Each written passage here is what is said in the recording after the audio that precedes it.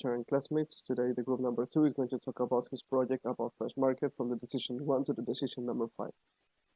Our team, Garcia Karina, Alexander Margari, Heidi Salazar, Said Balki, Marcelo Velázquez, Lloro Zamora, Jesus Salinas, and who's talking, Aaron Nolasco. Hi, my name is Jesus Salinas and I am going to talk about the description of the strategic plan for the next 5 years of Freshmarket. Our strategic plan for the next 5 years was as follows. We opt for 3 approaches to work, which are cost leadership approach. We will be the most economical manufacturer and supplier on the market, allowing us to offer customers lower prices and gain a competitive advantage. Growth focus. We focus on increasing our organization's market share, which we will achieve through geographic expansion and innovation focus. We focus to a certain extent of improvement and innovation, which will allow us to increase our production, lower the cost, and obtain a certain advantage over our competitors. I will talk about the description of evolution of our strategies in Freshmarket, which allows to visualize a table of our plan applied to the company and a projection table. Since to determine the growth of 5% annually, we can announce that the growth was completely effective, in addition to exceeding that expense in terms of what was projected. Being so, indicators that are rising from 9, 12, 32, 19, or 17%, which indicates that our best performance was during the period number 3, without forgetting that for this division, we had an extraordinary credit of more than 8 million of units. Finally, it allowed that the end of the last decision to position the brand in a position within the best 5 and even the best 3 companies in the end of the decision periods. Thank you. Continuing with the presentation, my name is Karina Garcia and I will talk about sale of goods sold, profits and loss from the period 2022 until 2027. As you can see in the graph, the budgeted analysis was planned with a variation of 5%, where the second decision for the 2024 period yielded a negative performance in net profit in response to a low performance of the asset in the 2023 period. For the rest of period, an increased income was projected and to be able to close the 2027 period with a positive net profit. Next slide, please.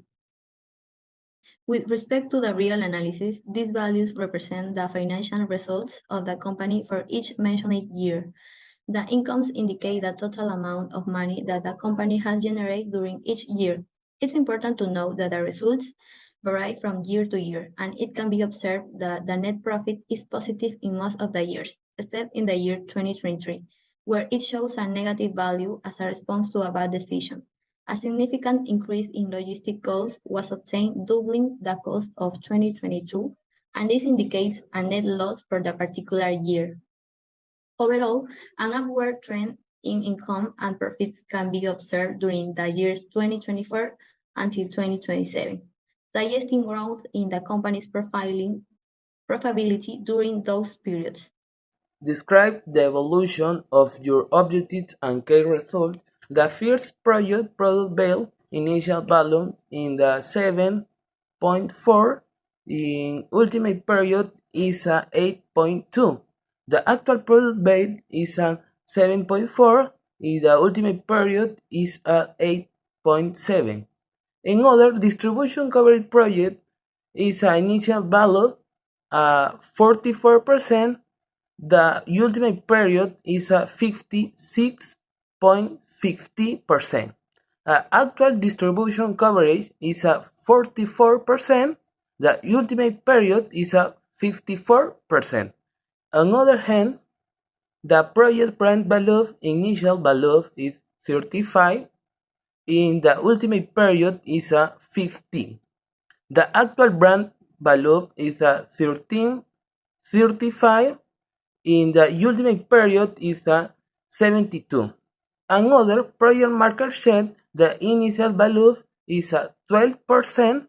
The actual market share is an initial 12%. The ultimate period is a 12%. Good afternoon, my name is Jordan Zamora. I will talk about increase, benefit, profit, and expenses about each year. We can see how review and net profit have increased each year due to resign, prices and expansion into new markets. For this, we have chosen to hire artists to obtain a greater market share and have more sales. Now, I will talk about marketing and innovation expenses. Please, next PPT. The forecast for the year 2024 has a difference of -4% in marketing expenses and -16% in innovation expenses. In the case in the year 2025, we can see a difference of 73% in marketing expenses and 58% innovation expenses. Well, about in the year 2026, difference of 2.3% in marketing expenses and 12% in innovation expenses. Finally, in the year 2027, a difference of -9% in marketing expenses and 12% in innovation expenses. Continue with the presentation. In the next graph, we can see that the market share has been increasing over the year. This indicator allows us to measure the successes of our company in terms of sales volume and growth capacity. In the year 2022, we set out to increase the market share by 16% in the span of 5 years. We will achieve this objective by increasing the annual fee by approximately 7.3% compared to the previous year. Said objective has not been fully achieved since our growth and the end to the 5th year was 12.4%, which does show an increase, but not to the extent that we expected. And this in part because we did not correctly define our growth capacity. We have a higher real growth in the first years compared to the budget one, and ROE is the same way. The real one is the real one is higher than the projected one, and a real growth less than or equal to the forecast one. Hi, I am Alexandra Margari, and I will tell you about the conclusions, recommendations, and what we have learned with the simulator. Well, first, I talking about the conclusions. The business simulator is an excellent tool for developing business skills, and as well as in changing organizational and teamwork skills, as it allows those involved to participate through meetings where ideas and decisions to be made for the growth of the company are deliberated.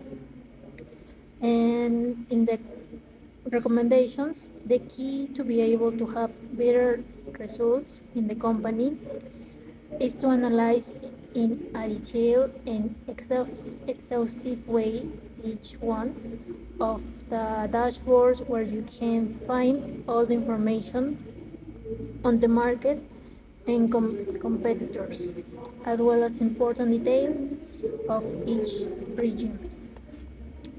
And